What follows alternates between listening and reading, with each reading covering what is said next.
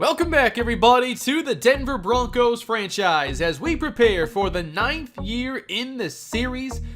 Today we are going to go through the preseason and final cuts leading up to week 1. I streamed all 4 of these preseason games. If you want to see every play from every game, they're on the channel. But we're going to recap what I felt was important coming away from these 4 exhibition games, as we got a chance to see a lot of rookies get playing time, and I think this year we're going to see a lot more new contributors than we're used to, as more of the roster and salary cap now is comprised of veterans on big deals. Boogie Turner used to be on a small rookie contract, and now he's making the most out of any defensive player in our league. We also have Eric Palmer on a new contract, and I edited contracts to become more realistic. I just wanted to create some challenge and to make up for the lower XP sliders that we had in the past. Those are much better now. But let's get into the preseason action here. These are the highlights and plays that I thought were important to talk about as we get ready for year 9. Wide receiver has been a huge topic. We drafted a couple this year. Bashan Wright returns, but he's really the only receiver from last year that's on the roster again. I also signed RJ Bailey in the offseason, and he fumbled on one of his first touches here in this first game. What I wanted to find out first is how these rookies could help contribute, and their second round pick, Stephen Kemp, making a catch. Former receiver, now running back, Deion Price has been our top running back now for a little while, and we all know how good he can be. I didn't have to see a lot of him or Donovan Jennings here in the preseason. Nate Sheffield entering year 3. He finds Colt Sully, who does return from last year's team, but he didn't have any catches. He really didn't get on the field at all. Here's Courtney Jean-Charles on a read option keeper, and how much could his role improve this year with us having to find more ways to generate offense? Passing the football was a challenge early on. It was tough to get some consistent production, so we ended up kicking a field goal on that first drive. Chicago actually moved the football decently well against us, but there is Boogie Turner splitting a double team, stopping the run. There were plenty of Boogie highlights here in the preseason. I didn't include all of them because I wanted to focus on the backups, but spoiler alert, Boogie Turner was really good.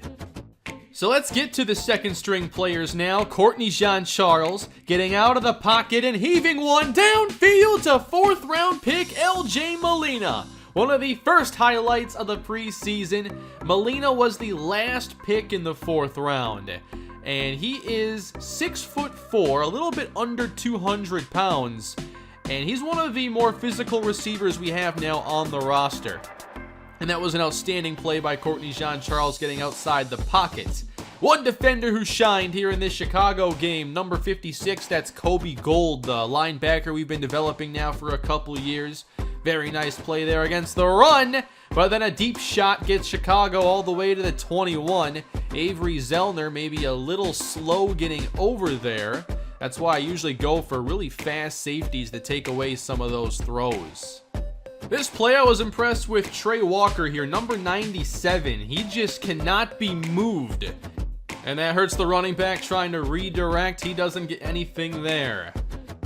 I signed an undrafted receiver to handle punts and kicks, and here is Rashawn Carroll with a nice return up to the 43-yard line. He had a chance to make the roster, helping out on special teams. More Courtney Jean-Charles. Rolling and throwing now, Jalil Hester, drafted as a quarterback, but with his receiving skill set, I wanted to see him at tight end. Jean-Charles trying to throw this one outside. That was good separation by Rashawn Carroll, with a pass a little bit off the mark. We'll go back to defense here, and we do get some pressure from that left side. Trey Walker gets the credit. Nelson Johnson also applied some pressure. A little bit later on this drive, nice cut here by Tariq Cohen, taking it inside the 20.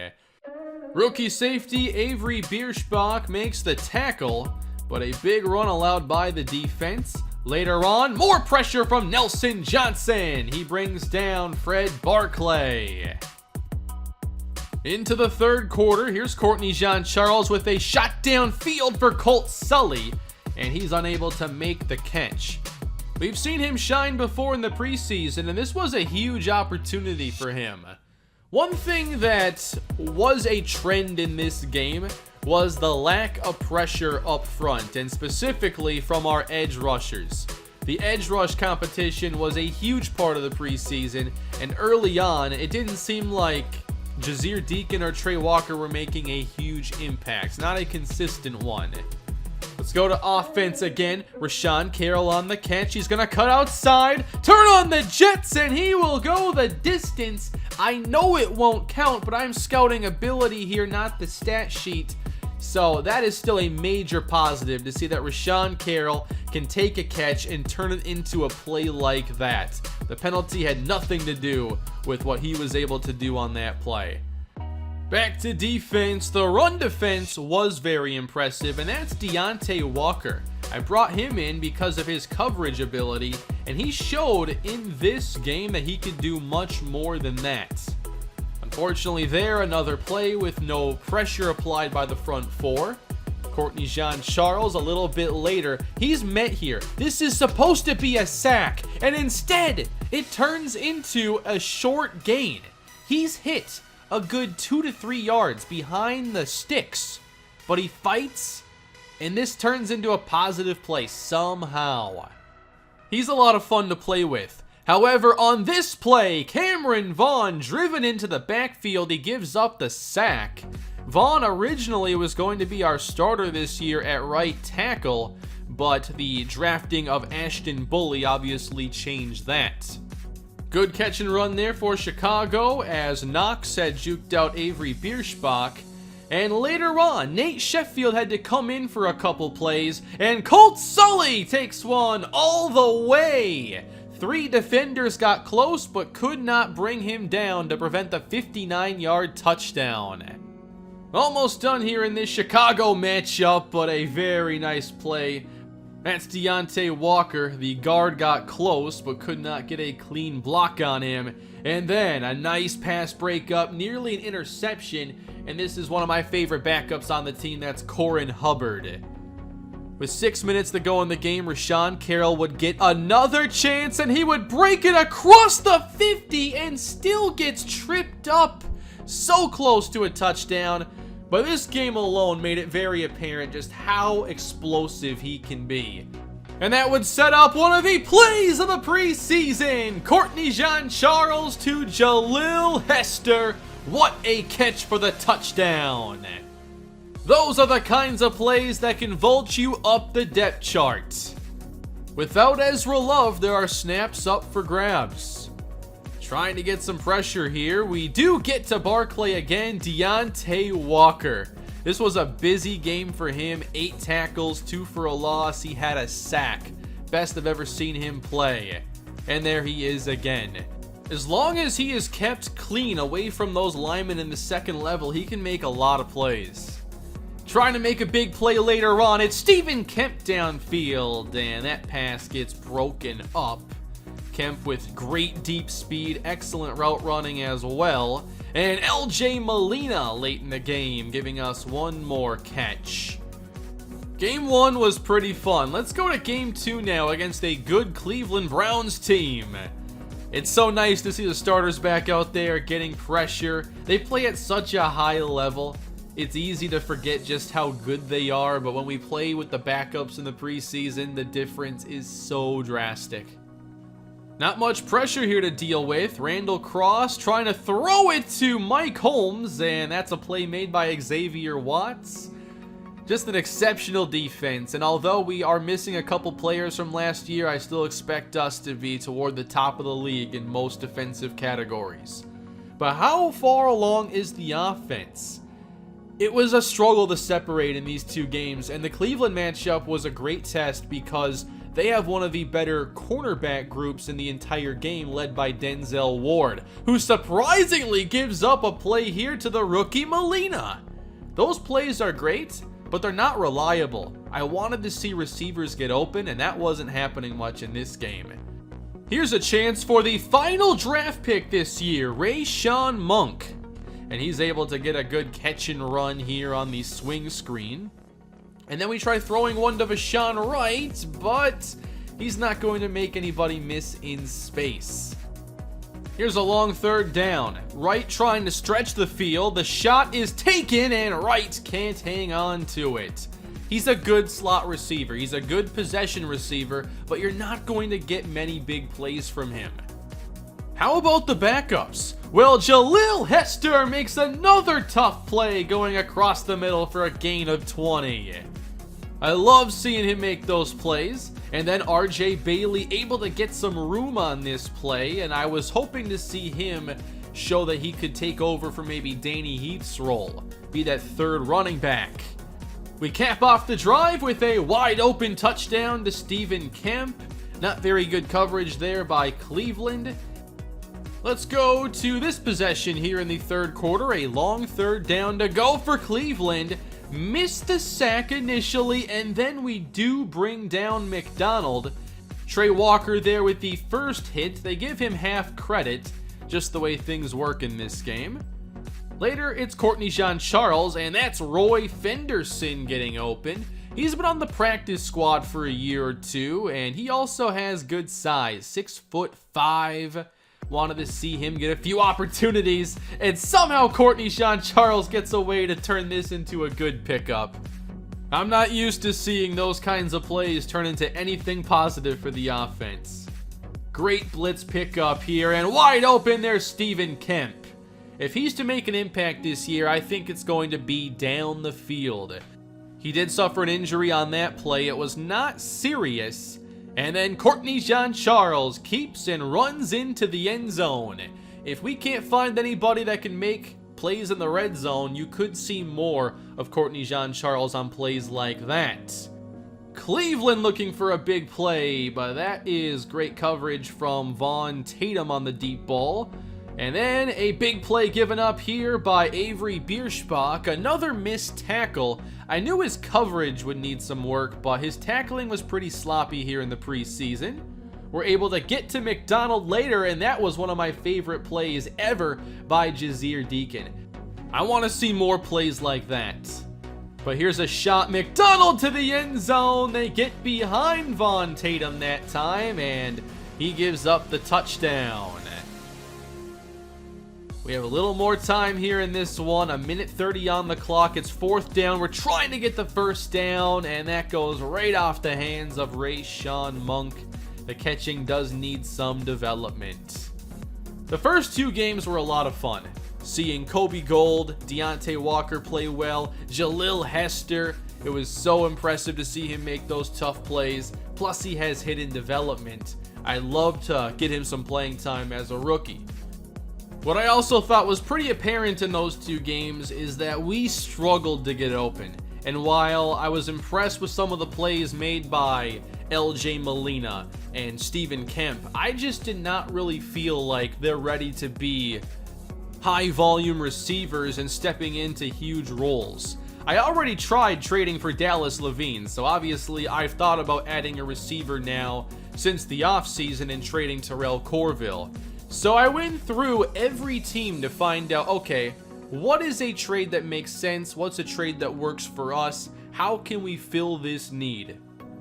And my favorite player here was Amari Cooper. I felt like his skill set is exactly what this offense needs. He still has great speed, he runs good routes, solid hands, good release off the line. He was easily my favorite receiver to potentially target. So I decided to experiment to see how close a 4th round pick would get us to getting Cooper, and that was all Dallas needed to make the move.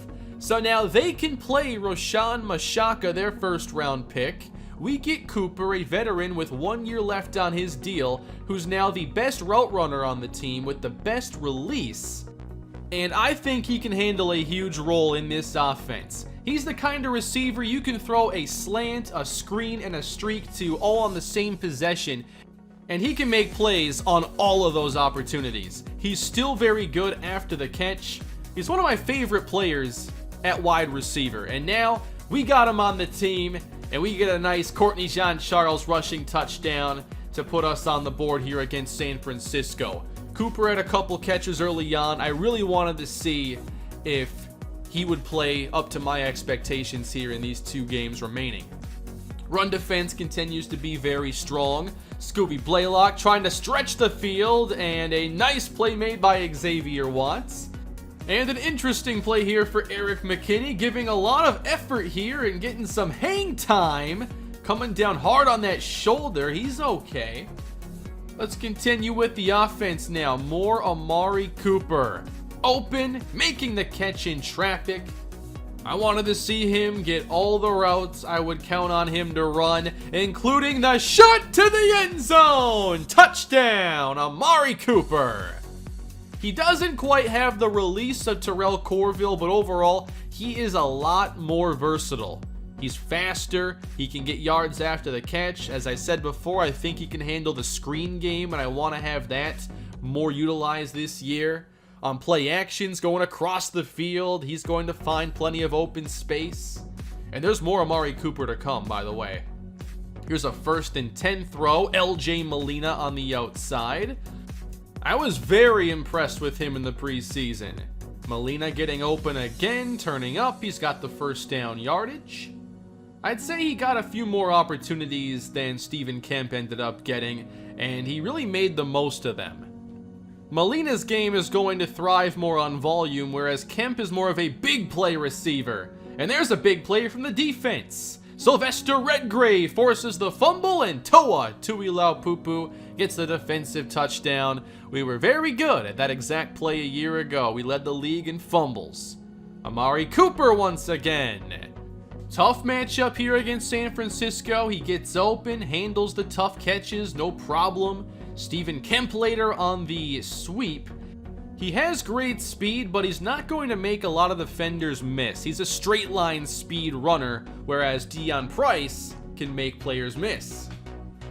Back to the defense here, a 3rd and 11 and a shot over the top of Damian Charles. That's Darnell Livingston, signed to a nice contract here in San Francisco, 32 yards. 19 yards away from the end zone, and this is almost intercepted. That's Marquand Clifford, the intended receiver, and Vaughn Tatum with very sticky coverage almost got the takeaway, actually deflected it right to Watts, who also missed a chance at a pick. Here's another excellent play for Cooper. He slows down a bit to make the catch, but quickly back to top speed, gets yards afterwards. 1 game in, I'm already sold here on Amari Cooper.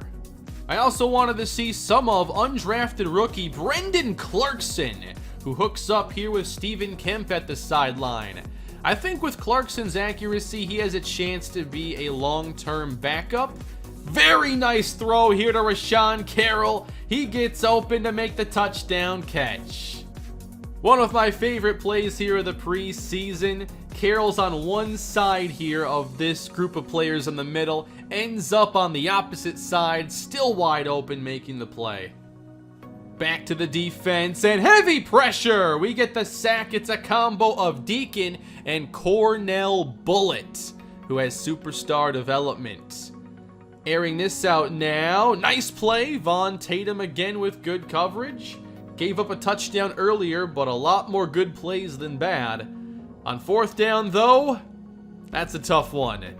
Making one man miss, and then a 59-yard touchdown. Juked out Terrell Portis, undrafted safety. Almost done here in the 3rd game. Brendan Clarkson off the fake. Getting outside the pocket, he throws downfield for Fenderson, who makes the incredible catch. Another nice play outside the pocket. There's 22 yards to a receiver we really haven't seen much of before. And that's a wide open touchdown to Jalil Hester. That's an easy play, but at least it's nice for experience. Touchdowns are very valuable when it comes to XP. We took a shot later with 30 seconds to go. It's Rashawn Carroll. Plenty of explosive plays from him in the first 3 games, so let's get on to the last game now. Nate Sheffield, Amari Cooper. Can't wait to see how many times they can connect this year. At the 40-yard line, Sheffield over the middle now. It's Fashawn Wright making the tough play. Wright can stay in the slot. I think that this takes a lot of the pressure off of him.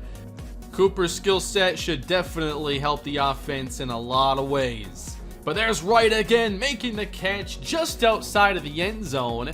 That would be it for the starters. Good way to end it. But Courtney Jean-Charles back in, rolling off his back foot. Hester again with the touchdown. Hester will be making the team, of course, and he's going to be getting some tight end 2 opportunities this season. How about some defense now? That play does not happen against Amari Cooper at linebacker. Oh well. Kobe Gold just a step away from that one. Grayson Esposito over the middle again. That is caught as they go against the rookie corner, Danny Reed-Gray.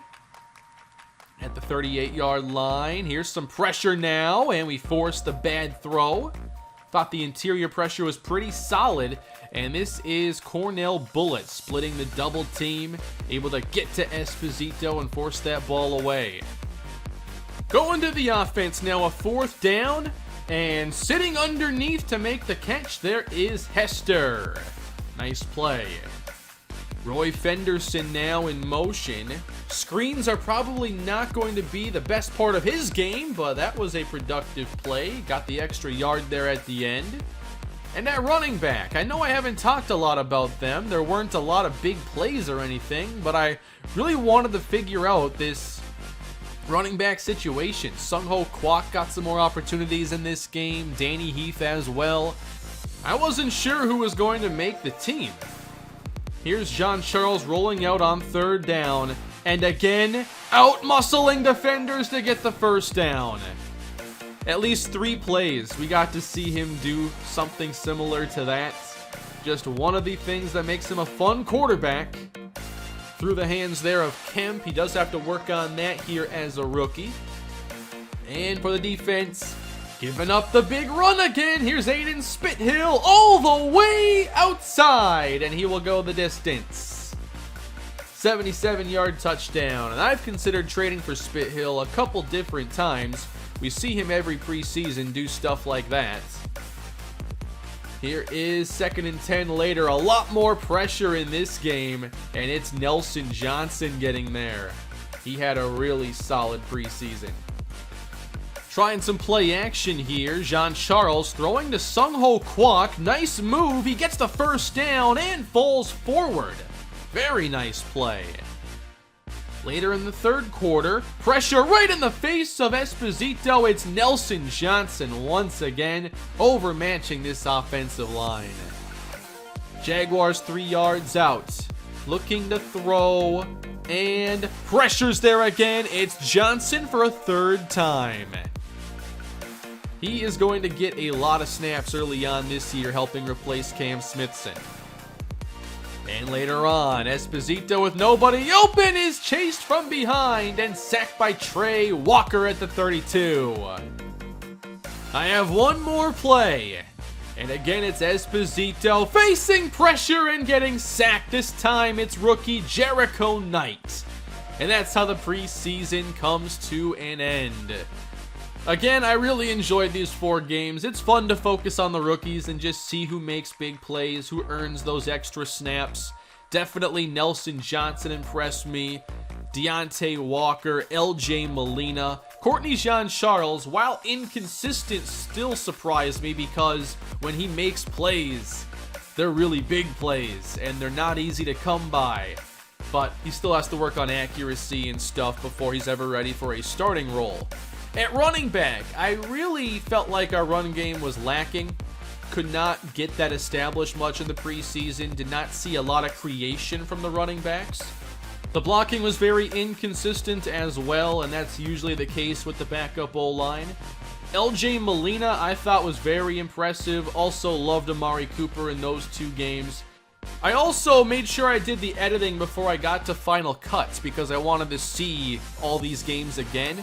Colt Sully had a better preseason than I thought the first time I went through it. He made a lot of good plays.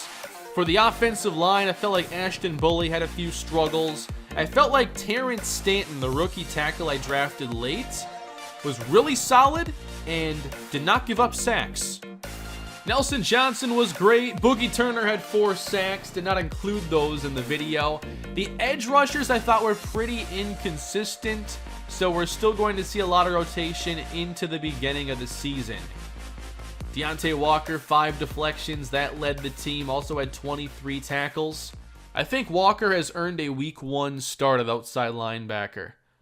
But when it comes to final cuts, the preseason wasn't enough for me to figure out running back.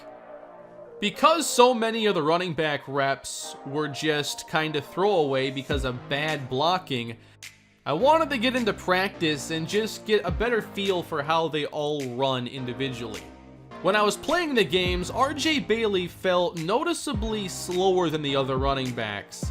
And that's also what I noticed when I just went here to try and cut one way really hard and just test out how they can change direction and accelerate. I still really like Cameron Britt, and I always knew he was going to make the team, but it was up to Bailey Heath and Sung-Ho Kwok to make that final running back spot. And I like Danny Heath as a pass catcher, and he helped us out big time in the postseason. I also like Sung-Ho Kwok, and we haven't seen him much lately. Sung-Ho Kwok is a very explosive runner. He doesn't have the pass catching skills of Heath, so that was ultimately what I was choosing between. RJ Bailey wasn't going to make the team. He just is not very explosive, and he did not get yards after contact in the preseason to make up for it. So because he is like a middle of the road second running back, I traded him to Carolina for a 5th round pick.